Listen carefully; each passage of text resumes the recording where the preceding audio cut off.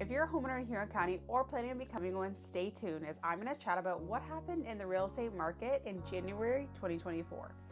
We saw a refreshing increase in activity, which I'm excited to talk about.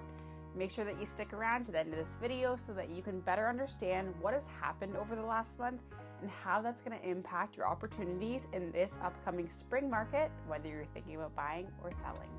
Alrighty, January was much busier than I expected.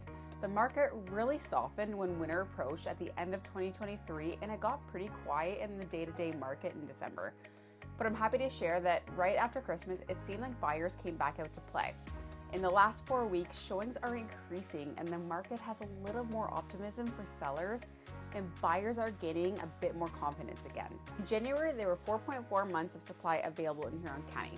What does that mean? Months of supply tells us how many months it would take for all the homes currently on the market to sell, given the average sales volume. 4 to 6 months of inventory indicates a more balanced market where prices are neither rising or falling. Less than 4 months, the more rapidly we would expect prices to rise. More than 6 months of supply means that there's a lot of properties available for buyers to choose from, which is going to drive prices down. While the current level of months of inventory gives us clues into how competitive the market is in present time, the direction it's moving in is also going to give us some clues into where the market is going to be heading. How is that number trending versus last month? Well, it's down 10% from last month at 4.9. In December, it's not uncommon to have more inventory sitting while buyers are enjoying the holidays. So it's nice to see that number decrease moving into the new year, where we hope to gain some traction into the spring market. But it won't be shocking to see the months of inventory start to increase in the next few months as sellers start to list their home for the spring market. I'll share some other stats later in this video to help put the whole picture together. Okay, the average price for a home in Huron County was just over $640,000. If you have been following along with my market trends, you're gonna know that this is a massive jump. So stay with me because I wanna dive into this a bit deeper. If we look at December 2023's numbers, this would put us at a 42% increase, which is huge. We always need to keep in mind this metric includes rural properties and smaller price condos, and that Huron County doesn't have a large sample size. So in saying that, I also think it's important to note the median home price, which is sitting at $525,000 in January. We saw some drastic changes in average price over the last few months that can inflict fear that is unnecessary to the market that we're in, which is never helpful. The median was calculated by ordering all the sales prices in a given month and then selecting the price that's at the midpoint of that list. This metric can be more helpful because it's less sensitive to the big increases in sale of high-end or low-end homes, large farms, and small condos, as I mentioned, in a given month, which can skew the average price. So if we look at the median home price in December 2023 at $435,000, that puts us only at a 21% increase month over month.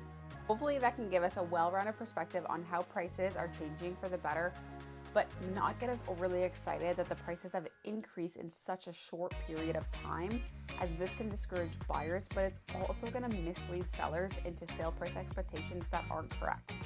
So, keeping on to our normal statistics, the average price is up 42% compared to last month and up 8% versus last year. The single-family home category averaged around $688,000. All right, the average listed sale price ratio was 97% in January. This means that properties were selling for 97% of list price. That's up 1% compared to last month and up less than 1% compared to last year. Sellers can use these metrics to budget when they're listing their home and creating expectations in their mind when offers start to roll in. Now, you might be wondering how long it's taking for properties to sell. This metric's interesting this month. On average, in January in Huron County, it was taking 89 days for a property to sell. That is trending way up from last month, where it took 52 days on average, and surprisingly slower than last year, where it was taking 59 days. I find this metric interesting because the market really seemed to pick up.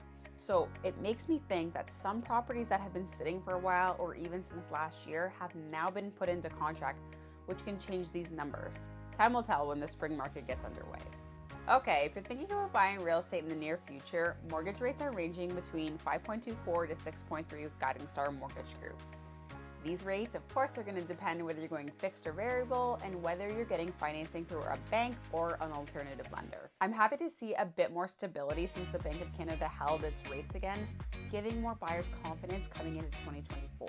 If you need help finding a trusted mortgage agent, we do have an in-house team called Guiding Star that is powered by Dominion Lending Center that's going to provide you a pre-approval within 24 hours if you can send all the documentation. All right, overall, from a high-level perspective in January, we saw a 25% increase in new listings and our month supply dropped 10%.